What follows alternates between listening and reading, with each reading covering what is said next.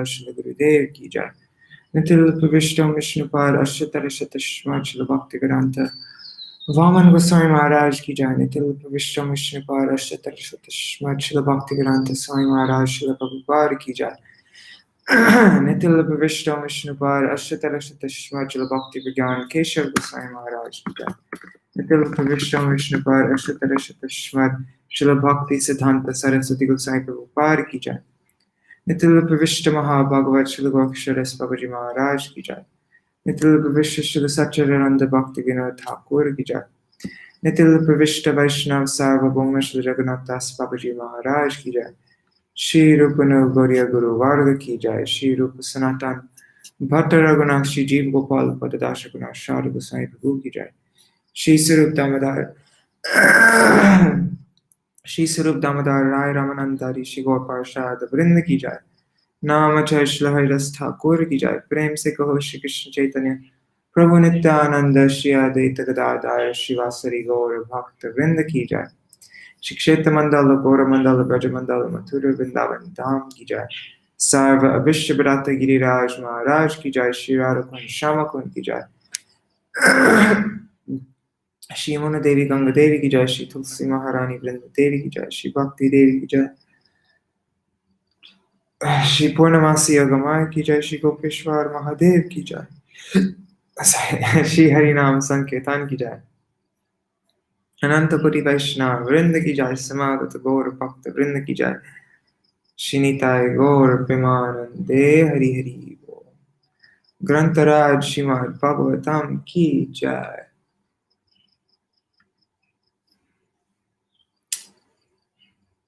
Hari Bo, Raseshwari Mataji and Prajumna Prabhu, Dandavat Pranam to both of you.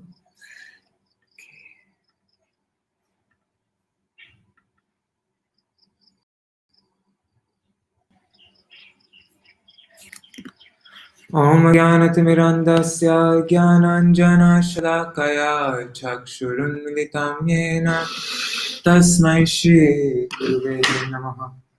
Namo Vishnu Padaya Radhikaya Priyatmane Shri Śrīmad-Bhakti Vedanta Narayaniti Namine.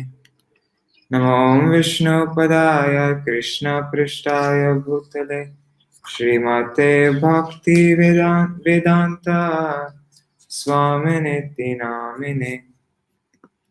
Vanchakalpatarubhyascha Kripa Sindhu Vyayevacha Patitanam Pavanebhyo Vaishnavebhyo Namo Namaha.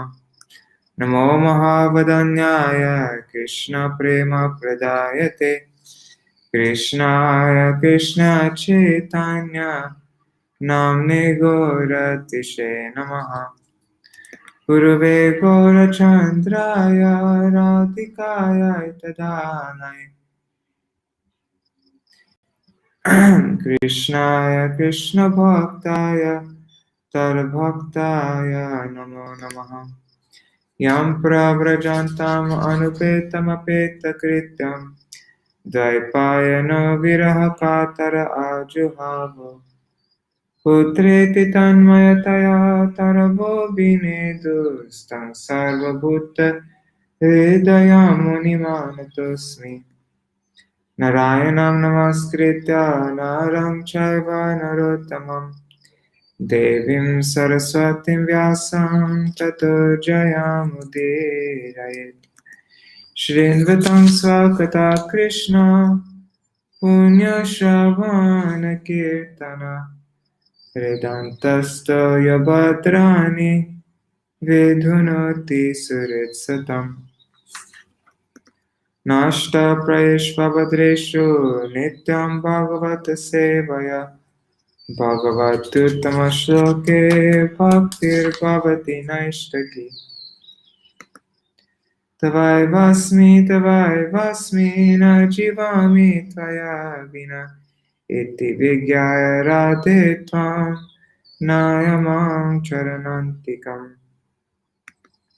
Bhaktya Vihina Aparada Lakshaya Kshiptastakama Ditarangamate Kripamai tam sharanam prapana Vrinde namaste charanarvindam Bhaja Shri Krishna Chaitanya Prabhu Nityananda Shri Advaita Gadadhar Shivasari Gaur Bhakta Vrinda Hare Krishna Krishna Krishna Hare Hare Hare Rama Rama Rama Hare Hare Hare Krishna Krishna Krishna Hare Hare Hare Hare Rama Rama Rama Hare Hare. That's so weird. From the Devananda Gaudiya Math calendar, Srivas Thakur's appearance day is missing. I just wanted to see if it's today or tomorrow, but I think it's tomorrow. But yeah, it's just not in here at all. So bizarre. All right. Dandavat Pranam Indira Mataji and Gargaraj. Ooh, Dandavat Pranam.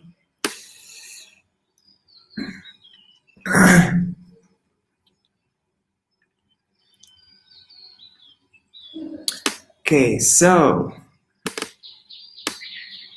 I'm just going to read from this book what we read yesterday, just so that we're caught up.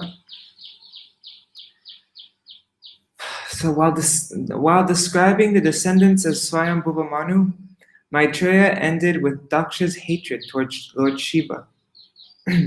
This evoked a doubt in Vidura. Vidura's inquiry about the dissension between Daksha and Śiva. How could Daksha neglect Sati and hate Lord Śiva? Because Prajapati Daksha is Duhitri Vatsala, he's an affectionate father. And Lord Śiva is the best among the gentle, the spiritual master of the whole world, non-envious, always peaceful, self-satisfied, and the greatest of the demigods. Please tell me how such a son-in-law and father-in-law could quarrel so bitterly that Sati gave up her life. Then Maitreya replied, Once the leaders of the universe performed a great sacrifice in which all the great sages, philosophers, demigods, and fire gods assembled. When Daksha entered there, shining like the sun, the entire assembly was illuminated. Everyone in that great assembly, except Brahma and Shiva, stood up. After being welcomed by the leaders, Daksha offered respects to Brahma. Daksha, however, became very angry to see Lord Śiva sitting and not showing him any respect. While gazing with eyes as if to burn Śiva, he began to speak harsh words. O Brahmarshis, demigods, and fire gods, please hear me with attention about the conduct of sadhus. I do not speak out of ignorance or envy.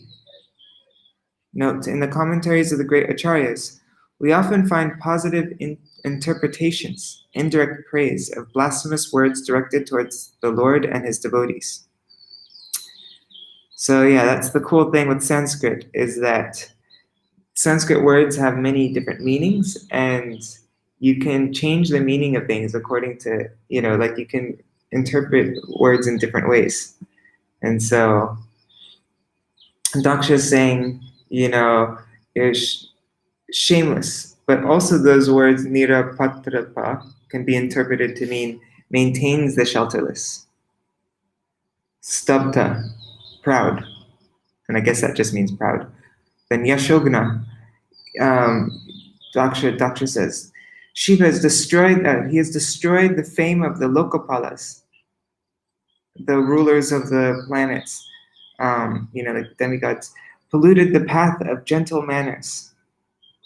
But then the indirect, this is actually indirectly, it can mean, by his own fame, Lord Śiva derides the fame of all others. We already read this yesterday in the purport, so I'm just going to go through the Shiva pretends to be an honest person. He accepted my daughter's hands and thus accepted himself as my subordinate. But indirectly, this means, I'm just going to read it. Omniscient Shiva understands my bad behavior, but keeps it secret. And so he did not stand up and welcome me. He also understood the qualities in my daughter, equal to Savitri. This monkey-eyed person has married my fawn-eyed daughter, but now he has failed to respect me even with sweet words. But indirectly, this means Shiva mercifully grants the desires of the monkey-like materialists. Unfortunately, I have not properly respected him. Then Shiva doesn't perform rituals. And indirectly, he doesn't need to perform rituals. Shiva is impure. Indirectly, no one is more cleaner than him. Shiva is proud. Shiva is not proud. Anyways, I'm just going to go through. Shiva violates the codes of conduct. Though not desiring, I gave my daughter to this unqualified man, like teaching Vedas to a sutra. Like a madman, sometimes laughs and sometimes cries. Shiva is like a madman, sometimes laughs and sometimes cries. Shiva smears crematorium ashes, ornaments, and he's ornamented with a garland of skulls and bones. The most mad and inauspicious creature, Shiva is he's only Shiva in name only. Shiva means auspicious, so he's auspicious in name only. Shiva is dear to crazy beings who are in Tamagun and is their leader. Shiva is unclean. He is the Lord of ghosts, and he has an impure heart. So I'm not sure if while I was reading, you can read this also. Unmatavat. He's mad with praying for the Supreme Lord. All these, he purifies even the impure. He is merciful even to the mad. His mind is merciful even to the sinful. So note, 4-16. In verse 16, Daksa, out of anger, addresses Brahma as Parameshti, the supreme teacher in the universe, instead of as father. Thus he accuses Brahma of being unintelligent as his requests for giving sati to Shiva lead him to suffer. In anger, one forgets everything.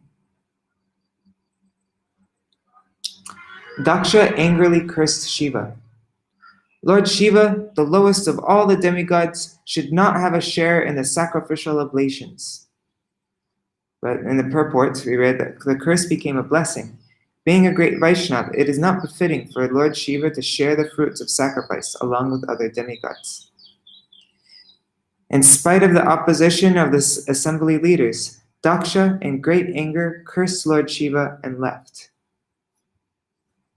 Then, infected by anger, Nandishwar counter-cursed Daksha and all the Brahmins who had tolerated Daksha's cursing Shiva.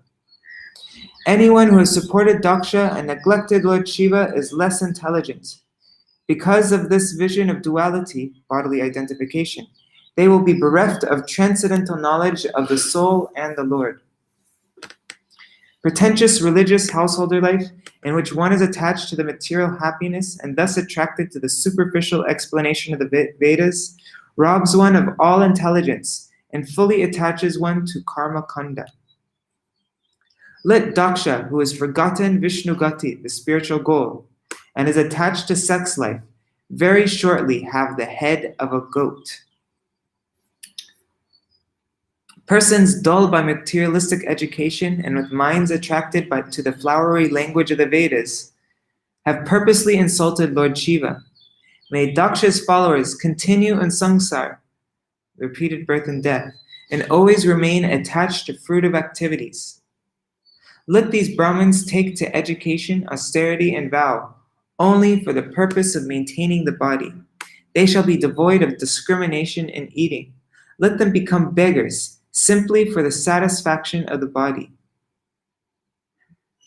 And Nandishwar's curses to the Brahmins are functional in Kali Yuga. Yikes. All right, so that's where we read up to. Now, Bhṛgu is going to counter curse Lord Shiva's followers. Oh, wait. Oh, and Indira Mataji, she says, today is Shiva's Thakur's appearance day in Vrindavan. Oh, God. I have no idea if it's today here. If it's today here, then I'm going to go to Mayapur. Anyhow, I'll check this out later. I'm not going to look at this now. Okay. Thanks for letting me know, though. I will. Where am I? 27. Here. Okay, so when all the hereditary Brahmins were thus cursed by Nandishwar, the sage Bhṛgu, as a reaction, condemned the followers of Lord Shiva with this very strong Brahminical curse. Oh wait, we're reading from this verse, okay. Sorry. Tasaivam vadata shapam shrutva dvija kulaya vai Bhṛgu pratyasrijach chapam Brahmadandam duratyayam.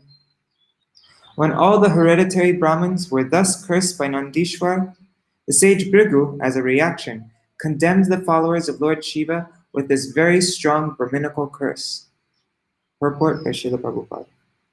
The word duratyaya is particularly used in reference to a Brahma danda, or a curse by a Brahma. A curse by a Brahman is very strong. Therefore, it is called duratyaya, or insurmountable. As the Lord states in Bhagavad Gita, the stringent laws of nature are insurmountable. Similarly, if a curse is uttered by a Brahman, that curse is also insurmountable. But Bhagavad Gita also says that the curses or benedictions of the material world are, after all, material creations. The Chaitanya Charitamrita confirms that which is accepted in this material world to be a benediction and that which is taken to be a curse are both on the same platform because they are material. To get out of this material contamination, one should take shelter of the Supreme Personality of Godhead, as recommended in Bhagavad Gita 7.14. Mam eva ye papadyante mayang etan taranti te. The best path is to transcend all material curses and benedictions and take shelter of the Supreme Lord Krishna and remain in a transcendental position. Persons who have taken shelter of Krishna are always peaceful. They are never cursed by anyone, nor do they attempt to curse anyone. That is a transcendental position. Bhavavrata dhara yecha tan samanuvrata Pashandinaste bhavantu sachasra paripantina. One who takes a vow to satisfy Lord Shiva or who follows such principles will certainly become an atheist and be diverted from transcendental scriptural injunctions.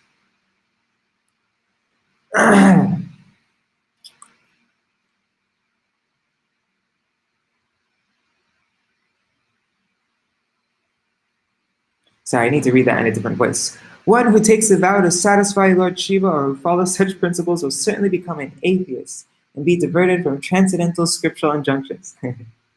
Purport. It is sometimes seen that devotees of Lord Shiva imitate the characteristics of Lord Shiva. For example, Lord Shiva drank an ocean of poison. So some of the followers of Lord Shiva imitate him and try to take intoxicants like ganja, marijuana. Here, the curse is that if someone follows such principles, he must become an infidel and turn against the principles of Vedic regulation. It is said that such devotees of Lord Shiva will be sachastra paripantina, which means opposed to the conclusion of shastra or scripture. This is confirmed in the Padma Puran also. Lord Shiva was ordered by the Supreme Personality of Godhead to preach the impersonal or Mayavad philosophy for a particular purpose, just as Lord Buddha preached the philosophy of voidness for particular purposes mentioned in the Shastras. Sometimes it is necessary to preach a philosophical doctrine, which is against the Vedic conclusion. In the Shiva Puran, it is stated that Lord Shiva said to Parvati that in the Kali Yuga, in the body of a Brahmin who would preach the Mayavad philosophy. Thus, it is generally found that the worshippers of Lord Shiva are Mayavadi followers. Lord Shiva himself says, Mayavadam asat shastram. Asat shastra, as explained here, means the doctrine of Mayavad impersonalism, of becoming one with the Supreme. Bhṛgu Muni cursed that persons who worship Lord Shiva would become followers of this Mayavadi Asat Shastra, which attempts to establish that the Supreme Personality of Godhead is impersonal. Besides that, among the worshippers of Lord Shiva, there is a section who live a devilish life. Śrīmad-Bhāgavatam and Narad Pancharatra are authorized scriptures that are considered Sat Shastra, are scriptures which lead one to the path of God realization. Asat Shastras are just the opposite. Whoa, I need to save this. I'll come back anyways. I have friends who smoke marijuana. That's what I guess.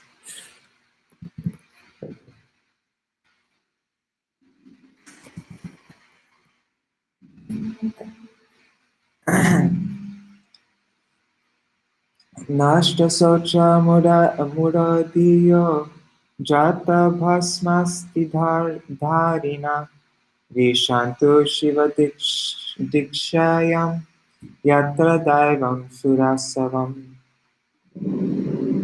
Those who vow to worship Lord Shiva are so foolish that they imitate him by keeping long hair on their heads. When initiated into worship of Lord Shiva, they prefer to live on wine, flesh, and other such things. Purport. Indulging in wine and meat, keeping long hair on one's head, not bathing daily, and smoking ganja, marijuana, are some of the habits which are accepted by foolish creatures who do not have regulated lives. By such behavior, one becomes devoid of transcendental knowledge. And keeping long hair on one's head. Sorry. And by such behavior, one becomes devoid of transcendental knowledge.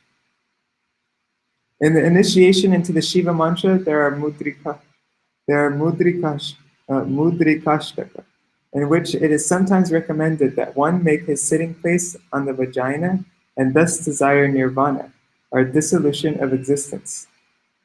Whoa, okay. In that process of worship, wine is needed, or sometimes in place of wine, palm tree juice, which is converted into an intoxicant. This is also offered according to Shiva Agama, a scripture on the method of worshipping Lord Shiva. Yikes. Brahmacha brahmanamshchaiva yatyujang parinindata setum vidharanam pungsam atapashandamashrita. Bhṛgu Muni continued, since you blaspheme the Vedas and the Brahmins, who are followers of the Vedic principles, it is understood that you have already taken shelter of the doctrine of atheism. Purport. Bhṛgu Muni, in cursing Nandishwar, said that not only would they be degraded as atheists because of this curse, but they'd already fallen to the standard of atheism because they had blasphemed the Vedas, which are the source of human civilization. Human civilization is based on the qualitative divisions of social order: the intelligent class, the martial class, the productive class, and the laborer class. The Vedas provide the right direction for advancing in spiritual cultivation and economic development, and regulating the principle of sense gratification, so that ultimately one may be liberated from material contamination to his real state of spiritual identification.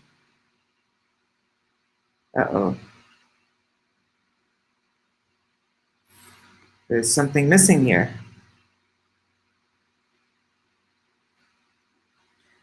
Could you just 1 second? Let me find this in the book. Just in case that was something really important. Chapter 2. Sorry, Indira Mataji, I know you have the book with you right now, and it must be. Oh man, I'm missing the 4th canto part 1. That's too bad. I have to just rely on that. Okay, Anyhow.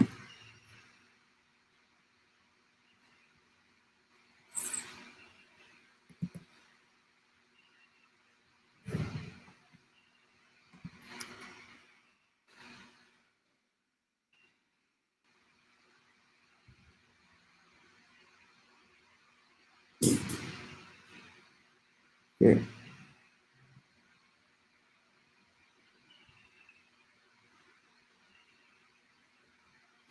Okay, it just says Aham Brahmasmi.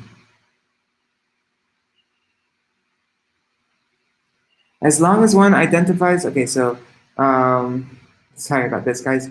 So the Vedas provide the right direction for advancing in spiritual cultivation and economic development and regulating the principle of sense gratification, so that ultimately one may be liberated from material contamination to his real state of spiritual identification, Aham Brahmasmi. That's real Aham Brahmasmi. As long as one is in the contamination of material existence, one changes bodies from the aquatics up to the position of Brahma. But the human form of life is the highest perfection of life in the material world. The Vedas give directions by which to elevate oneself in the next life. The Vedas are the mother for such instructions, and the Brahmins, or persons who are in knowledge of the Vedas, are the father. Thus, if one blasphemes the Vedas and the Brahmins, naturally one goes down to the status of atheism. The exact word used in Sanskrit is Nastik, which refers to one who does not believe in the Vedas but manufactures some concocted system of religion. Sri Chaitanya Mahaprabhu has said that the followers of the Buddhist system of religion are Gnostics. In order to establish his doctrine of nonviolence, Lord Buddha flatly refused to believe in the Vedas, and thus, later on, Shankaracharya stopped this system of religion in India and forced it to go outside India. Here it is stated, Brahma cha Brahmanam. Brahma means the Vedas. Brahma means the Vedas. But manufactures, oops.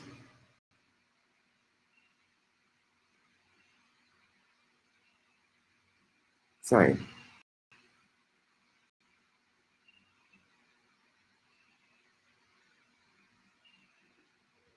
I'm just going to read from this. Thus, if one blasphemes the Vedas are the mother for such. Sorry, guys. The Vedas give direction to elevate oneself in the next life. The Vedas are the mother for such instructions, and the Brahmins, or persons who are in knowledge of the Vedas, are the father. Thus, if one blasphemes the Vedas and the Brahmins, naturally one goes down to the status of atheism. The exact word here is used as Gnostic, which refers to those who do not believe in the Vedas but manufacture some concocted system of religion. Sri Chaitanya Mahaprabhu has said that the followers of the Buddhist system are Gnostics. In order to establish the doctrine of nonviolence, Buddha flatly refused the Vedas, but later on Shankaracharya. Here is stated that Brahma cha Brahmanam. Brahma means the Vedas. Aham Brahmasmi means I am in full knowledge. The Vedic assertion is that one should think that he is Brahman, for actually he is Brahman. If Brahma, or the Vedic spiritual science, is condemned, and the masters of the spiritual science, the Brahmins, are condemned, then where does human civilization stand? Bhṛgu Muni said, "It is not due to my cursing that you shall become atheists. You are already situated in the principle of atheism.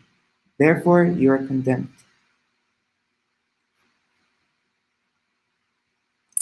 Esha eva hi lokanam Shiva panta sanatana yang purve chanusantastur yat pramanam janardana.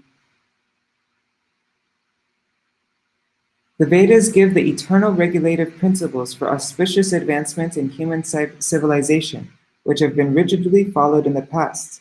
The strong evidence of this principle is the Supreme Personality of Godhead, who is called Janardana, the well-wisher of all living entities. Purport. In the Bhagavad Gita, the Supreme Personality of Godhead, Krishna, has claimed that he is the father of all living entities, regardless of form. There are 8,400,000 different species of life forms, and Lord Krishna claims that he is the father of all. Because the living entities are parts and parcels of the Supreme Personality of Godhead, they are all sons of the Lord, and for their benefits, because they are hovering under the impression that they can lord it over material nature, the Vedas are given to them for their guidance. Therefore, the Vedas are called Apaurushaya, for they are not written by any man or demigod, including the first living creature, Brahma. Brahma is not the creator or author of the Vedas. He is also one of the living beings in this material world. Therefore, he does not have the power to write or speak the Vedas independently. Every living entity within this material world is subject to 4 deficiencies. He commits mistakes, he accepts one thing for another, he cheats, and he has imperfect senses. The Vedas, however, are not written by any living creature within this material world. Therefore, they are said to be Apaurushaya. No one can trace out the history of the Vedas. Of course, modern human civilization has no chronological history of the world or the universe, and it cannot present actual historical facts older than 3,000 years. But no one has traced out when the Vedas were written, because they were never written by any living being within this material world. All other systems of knowledge are defective because they have been written or spoken by men or demigods who are products of this material creation. But Bhagavad Gita is Apaurushaya, for it was not spoken by any human being or any demigod of this material creation. It was spoken by Lord Krishna, who is beyond the material creation. That is accepted by such stalwart scholars as Shankaracharya, not to speak of other acharyas such as Ramanujacharya and Madhvacharya. Shankaracharya has accepted that Narayan and Krishna are transcendental, and in Bhagavad Gita also, Lord Krishna has established, Aham sarvasya prabhavo matta sarvam pravartate. I am the origin of everything. Everything emanates from me. This material creation, including Brahma and Shiva and all the demigods, have been created by him, for everything has emanated from him. He also says that the purpose of all the Vedas is to understand him. Vedascha sarva aham eva vedya. He is the original Vedavit, or knower of the Vedas, and Vedanta Krit, or compiler of Vedanta. Brahma is not the compiler of the Vedas. In the beginning of Śrīmad-Bhāgavatam, it is established, Tene Brahma Hrida, the supreme absolute truth, the personality of Godhead, instructed Brahma in the Vedic knowledge through his heart. Therefore, the evidence that Vedic knowledge is free from the defects of mistakes, illusions, cheating, and imperfection is that it is spoken by the supreme personality of Godhead, Janardhan, and has thus been followed from time immemorial, beginning from Brahma. The Vedic religion, or the principles of the Vedas, have been followed by the highly cultured population of India since time immemorial. No one can trace out the history of Vedic religion. Therefore, it is Sanatan, and any blasphemy against the Vedas is calculated to be atheism. The Vedas are described as Setu, which means a bridge. If one wants to attain his spiritual existence, one has to cross an ocean of nescience. The Vedas are the bridge by which to cross such a great ocean. The Vedas describe how to divide the human race into 4 divisions according to quality and working capacity. This is a very scientific system, and it is also Sanatan, for no one can trace out its history and it has no dissolution. No one can stop the system of Varna and Ashram, or the castes and divisions. For example, whether or not one accepts the name Brahman, there is a class in society which is known as the intelligent class, and which is interested in spiritual understanding and philosophy. Similarly, there's a class of men who are interested in administration and in ruling others.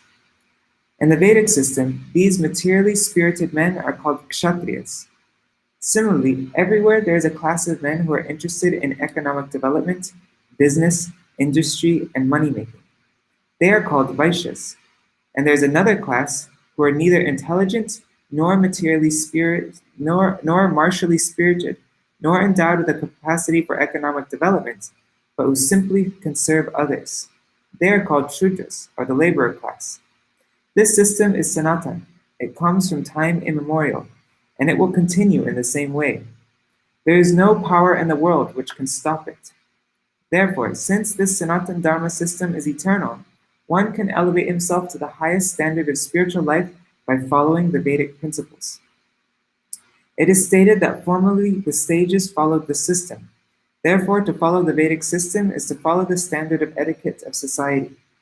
But the followers of Lord Shiva, who are drunkards, who are addicted to intoxicants and sex life, who do not bathe and who smoke ganja, are against all human etiquette.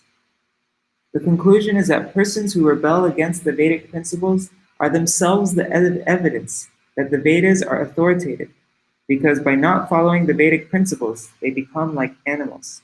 Such animalistic persons are themselves evidence of the supremacy of the Vedic regulations. Tar Brahma Paramam Shuddham Sattvavartama Sanatanam Vigarahya Yatapashandam Daivam Vo Yatra Bhuttarat.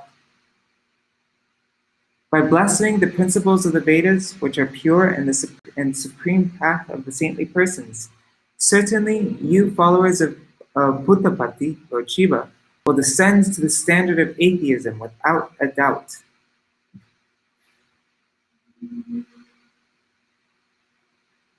Purport. Lord Shiva is described here as Bhuttarat. The ghosts and those who are situated in the material mode of ignorance are called Bhuttas.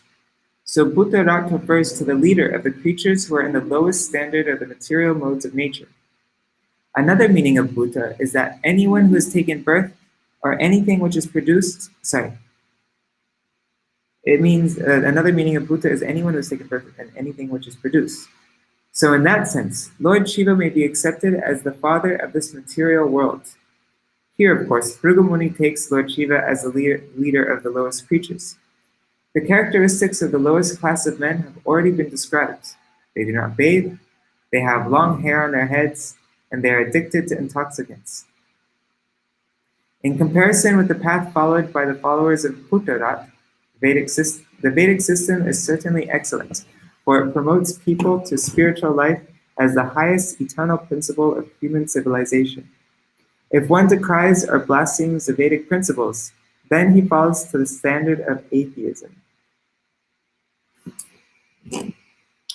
Maitre uvacha tasaivam vadata shapam Bhṛgu sa bhagavan bhava nishkakrama tata kinchir vimana iva sanuga. The sage Maitreya said, when such cursing and counter-cursing was going on between Lord Shiva's followers and the parties of Daksa and Bhṛgu, Lord Shiva became very morose.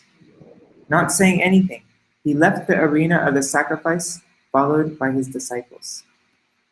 Purport. Here, Lord Shiva's excellent character is described. In spite of the cursing and counter-cursing between the parties of Daksa and Shiva, because he is the greatest Vaishnava, he was so sober that he did not say anything. A Vaishnava is always tolerant, and Lord Shiva is considered the topmost Vaishnava, so his character, as shown in this scene, is excellent. He became morose because he knew that these people, both his men and Dakshas, were unnecessarily cursing and counter-cursing one another, without any interest in spiritual life. From his point of view, he did not see anyone as lower or higher, because he is a Vaishnava. As stated in Bhagavad Gita 5.18, Pandita Samadarshina, one who is perfectly learned does not see anyone as lesser or greater, because he sees everyone from the spiritual platform. Thus, the only alternative left to Lord Shiva was to leave in order to stop his follower Nandishwar, as well as Bhṛgu Muni, from cursing and counter-cursing in that way. Tepi Vishvasrajas Satram Sahasra Parivatsaran Samvidaya Maheshwasa Yatreja Rishabho Hari.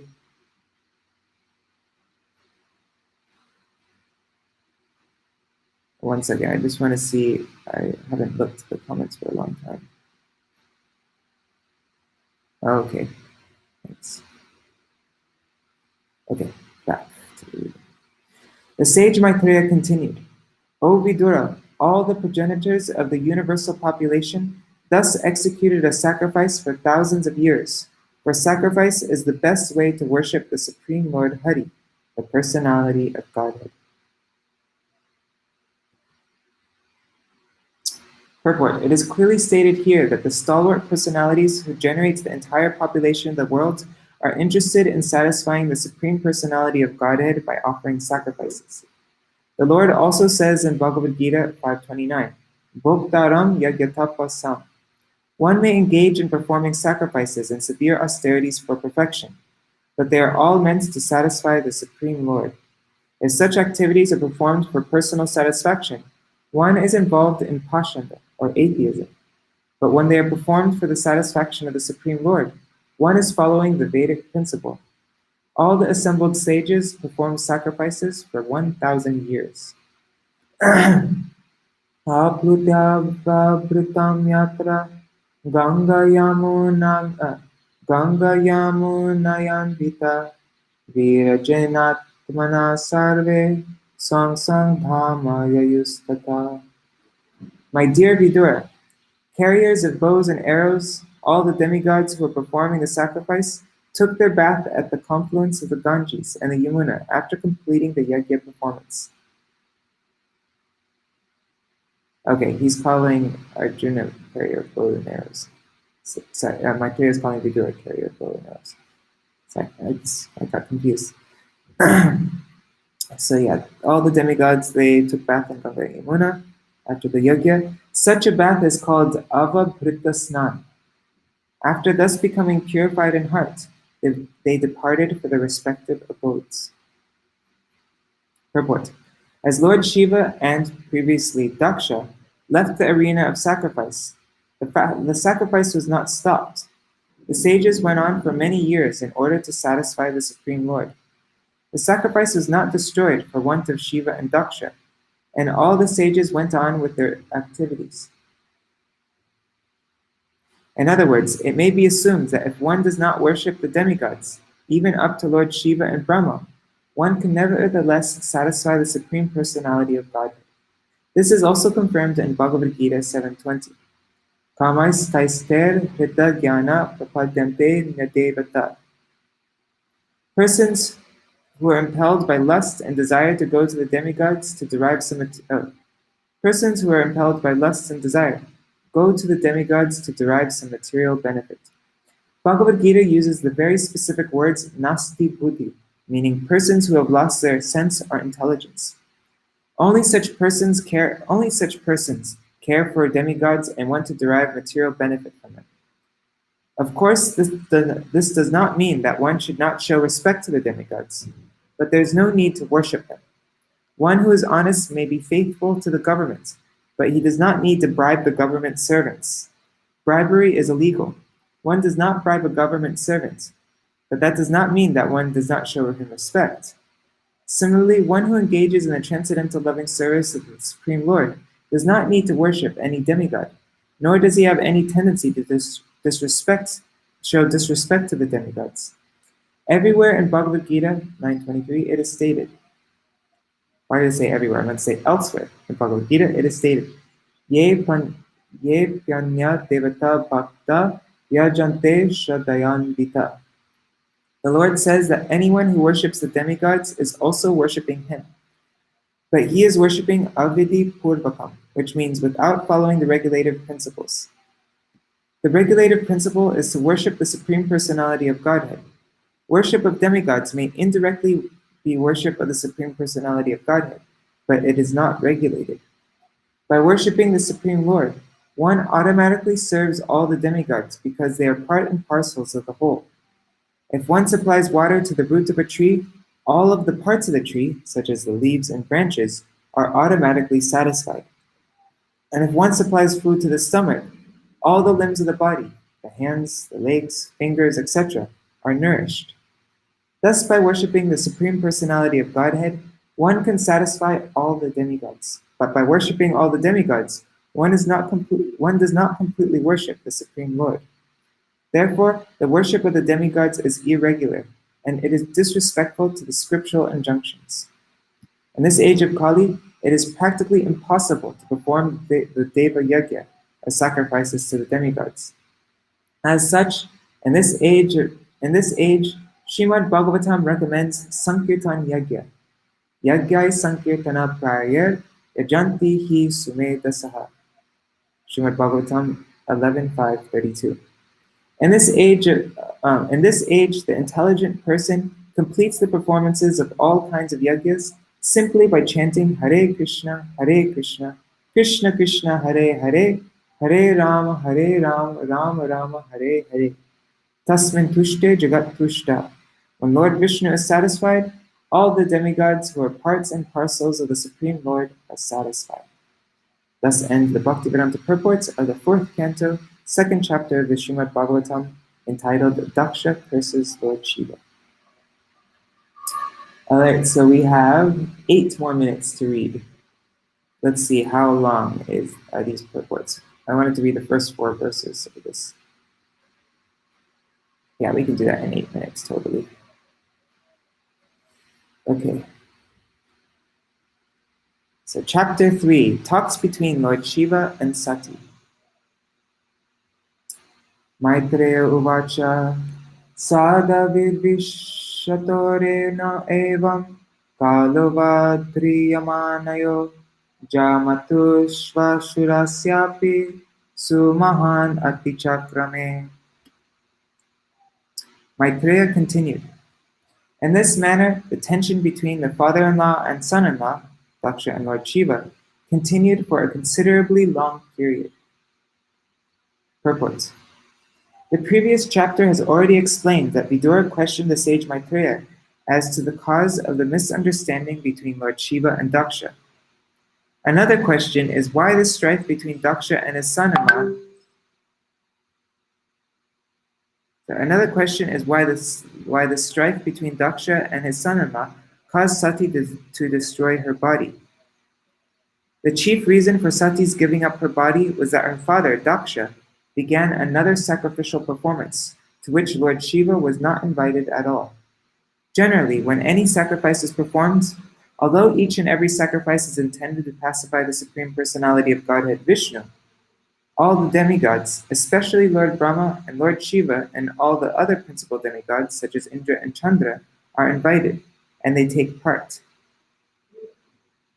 It is said that unless all the demigods are present, no sacrifice is complete.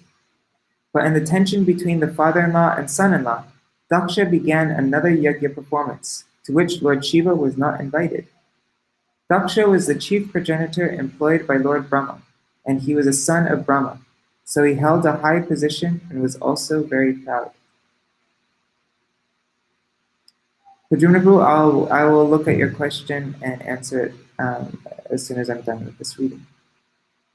Yada bhikshito dakshastu brahmana parameshtina rajapatinam sarvesham adipate smayo bhavat.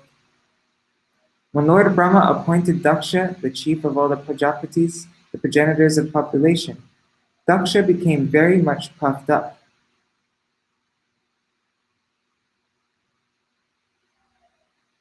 Purport. Although he was envious and inimical towards Lord Śiva, Daksha was appointed the chief of all Prajapatis. That was the cause of his excessive pride. When a man becomes too proud of his material possessions, he can perform any disastrous act, and therefore Daksha acted out of false prestige. That is described in this chapter. Ishva savajapeyena brahmishtan abhibhuyacha brihaspati savam nama samare bekratutamam. Daksha began a sacrifice named Vajapeya, and he became excessively confident of his support by Lord Brahma. He then performed another great sacrifice named the Brihaspati Sava. Purport. In the Vedas, it is prescribed that before performing a Brihaspati Sava sacrifice, one should perform a sacrifice named Vajapeya. While performing these sacrifices, however, Daksha neglected great devotees like Lord Śiva. According to Vedic scriptures, the demigods are eligible to participate in yajñas and share the oblations. But Daksha wanted to avoid them. All sacrifices are intended to pacify Lord Vishnu, but Lord Vishnu includes all his devotees. Brahma, Lord Shiva, and the other demigods are all obedient servants of Lord Vishnu. Therefore, Lord Vishnu is never satisfied without them. But Daksha, being puffed up with his power, wanted to deprive Lord Brahma and Lord Shiva of participation in the sacrifice, understanding that if one satisfies Vishnu, it is not necessary to satisfy his followers. But that is not the process. Vishnu wants his followers to be satisfied first. Lord Krishna says, Mar Bhakta Puja Bhyadika, Śrīmad-Bhāgavatam 11:19-21. The worship of my devotee is better than worship of me. Similarly, in the Shiva Puran, it is stated that the best mode of worship is to offer oblations to Lord Vishnu. But better than that is to worship the devotees of Krishna. Thus, Daksha's determination to neglect Lord Shiva and the sacrifices was not fitting. Tasmin brahmarshaya sarve devarshi pitri devata asankrita swastyayanas tatpatnyas cha sabhartrika.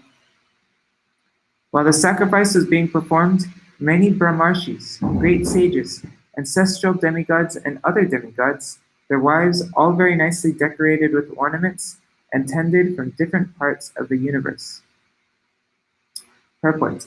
In any auspicious ceremony, such as a marriage ceremony, sacrificial ceremony, or puja ceremony, it is auspicious for a married woman to decorate themselves very nicely with ornaments, fine clothing, and cosmetics. These are auspicious signs. Many heavenly women assembled with their husbands, the Devarshis, demigods, and Rajarshis, in that great sacrifice named Brihaspati Sabha. It is specifically mentioned in this verse that they approached with their husbands, for when a woman is decorated nicely, her husband becomes more cheerful. The nice decorations, ornaments, and dress of the wives of the demigods and sages, and the cheerfulness of the demigods and sages themselves were all auspicious signs for the ceremony.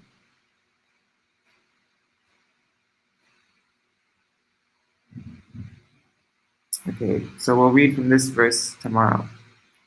Just read a sneak preview. The chaste lady Sati, the daughter of Daksha, heard the heavenly denizens flying in the sky, conversing about the great sacrifice being performed by her father. When she saw that from all directions the beautiful wives of the heavenly denizens, their eyes very beautifully glittering, were near her residence and were going to the sacrifice dressed in fine clothing and ornamented with earrings and necklaces with lockets, she approached her husband, the master of Bhutas, in great anxiety and spoke as follows. So we'll hear what she says tomorrow.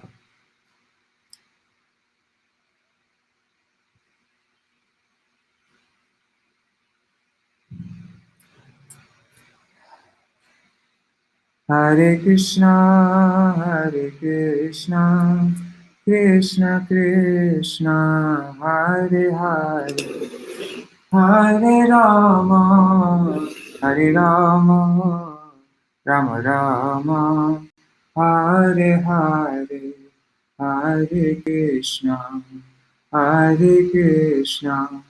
Krishna Krishna, Hare Hare, Hare Rama, Rama Rama, Hare Hare, Hare Krishna, Krishna Krishna, Hare Hare, Hare Rama, Rama Rama, Hare Hare, Nitai Gaur, Hari Bol, Hari Bol, Hari Bol, Nitai Gaur, Hari Bol, Nitai Gaur, Hari Bol, Hari Bol, Hari Bol, Nitai Gaur, Hari Bol. Jai Shri Guru Gauranga Gidhari Shri Radha Vinod Bihari Ju Ki Jai, Shri Govinda Gopinath Maran Mohan Ju Ki Jai, Nitil Vishnu Vishnupad Ashtara Shatashmachila Bhakti Vedanta Narayan Goswami Maharaj Shri Gurudev Ki Jai, Nitil Vishnu Vishnupad Ashtara Shatashmachila Bhakti Vedanta Vaman Goswami Maharaj Ki Jai, Nitil Vishnu Vishnupad Ashtara Shatashmachila Bhakti Vedanta Swami Maharaj Shri Prabhupada Ki Jai, Nitil Vishnu Vishnupad Ashtara Shatashmachila Bhakti Siddhanta Srila Bhaktivedanta Keshav Goswami, Bhaktivedanta Keshav Goswami Maharaj ki jai, Srila Nityarupa Vishnu Shripad Srila Bhakti Siddhanta Saraswati Goswami Prabhupada ki jai, Nityarupa Vishnu Mahabhagavat Srila Bhakti Saraswati Maharaj ki jai, Nityarupa Vishnu Srila Satchidananda Bhakti Vinod Thakur ki jai, Nityarupa Vishnu Vaishnava Sarvabhauma Srila Raghunath It's 8 o'clock. Maharaj ki jai, Shri Rupa Gauriya Guruvard ki jai, Shri Rup Sanatan Bhatta Raghunath Shri Gopal Padadash Raghunath Sharada Goswami Prabhu ki jai, Shri Sarup Damodar Rai Ramanandai Shri Gaur Parshad Vrinda ki jai, Namachay Shri Ras Thakur ki jai, Prem se kaho Shri Krishna Chaitanya Prabhu Nityananda, Shri Advaita Gadadhar Shri Vasari Gaur Bhakta Vrinda ki jai, Shri Kshetra Mandal Gaur Mandal Vaja Mandal Mathura Vrindavan Dham ki jai, Sarva Abhishya Padati Giriraj Maharaj ki jai, Shri Radhakum Shamakum Nimanakam Tulsi Bhakti Devi ki jai, Shri Hari Nam Sankirtan ki jai, Ananta Koti Vaishnava Vrinda ki jai, Samagata Gaur Bhakta Vrinda ki jai, Shri Nitai. Oh, and for those who are in Vrindavan, maybe in Navadip, I need to find out. Shri Shivas Thakur ki jai, Shri Shivas Pandit ki jai, Tadya Shubha Avirbhav Titi ki jai, Shri Nitai Gaur Primanande Hari Vrindai Tulsidevai Priyai Keshavashacha Krishna Bhakti Pradadevi Satyabatai Namo Vancha Kalpatarubhyascha Kripa Sindhubhya Evacha Patitanam Pavanebhyo Vaishnavebhyo Namo Dandavat Pranams. So, in answer to your question, Pradyumna Prabhu, is Shiva in this katha a personality lower than Gopeshwar Mahadev? Definitely, definitely, definitely. You remember, were you here when we read from the Shiva Tattva book? And also when we read from Madhurya Kadambini? Because in both of those places that we read about, it was very clearly mentioned the different levels of Shiva. There's the original is Gopeshwar Mahadev, and then Sadashiva. Sadashiva lives in Vaikuntha. Sadashiva has his own planet Shiva Loka in Vaikuntha, and I think he has a different complexion, and he's like expansion of Vishnu. He's like Vishnu, you know, like completely, yeah. And then under Sadashiv is Shambhu. Shambhu is also completely, he lives in Kailash, which is by the Viraja River. I'm not sure if it's above the Viraja River or below it. I need to look that up. But yeah, Mount Kailash. And that's what we were reading about in Madhurya Kadambini, how he's an independent controller, like the Supreme Lord, but he comes in contact with the material energy, with the mode of ignorance, to perform a special pastime, or this special purpose of. So he's kind of like the bridge, I guess. I've never heard anybody say that. I'm just kind of making that up. And then underneath that Shiva, underneath Shambhu Shiva. So what we're reading now, that is, I'm pretty sure that's Shambhu Shiva. Then underneath that is Rudra. And Rudra, that is the position Shiva. That's not like Shiva the personality, although I think Shiva the personality can take up that function, but that's actually also a position that even a living entity, a jiva, can attain that function of, and that's the Rudras. We read about the Rudras. Remember, that was after the 4 Kumaras. Then Brahma, they didn't listen to his instructions. He became angry, and then from his anger manifested Rudra. And how many Rudras are there? There's 11 Rudras. Rudra had, oh God, what was that? Rudra had, oh God, I have such a bad memory. I wish I had a better memory. We read this in Śrīmad-Bhāgavatam, and I just completely forgot. But yeah, Rudra had a progeny, and was it 11 Rudras? I can't remember how many, but they started destroying the whole universe. 11. Okay, great. Yeah, they started destroying the universe. So anyways, those are the, and I'm totally going off track here, but that's a position. So a jiva can become one of the Rudras and have that function of destroying the universe. Yeah, so that's so Gopishwar Mahadev, Sadashiva, those are all completely in the spiritual world, not completely not touching Maya or this material world in any way. And then Shambhu, and then Rudra. All right, Haribol. See you all tomorrow. Jai Shri Radhe.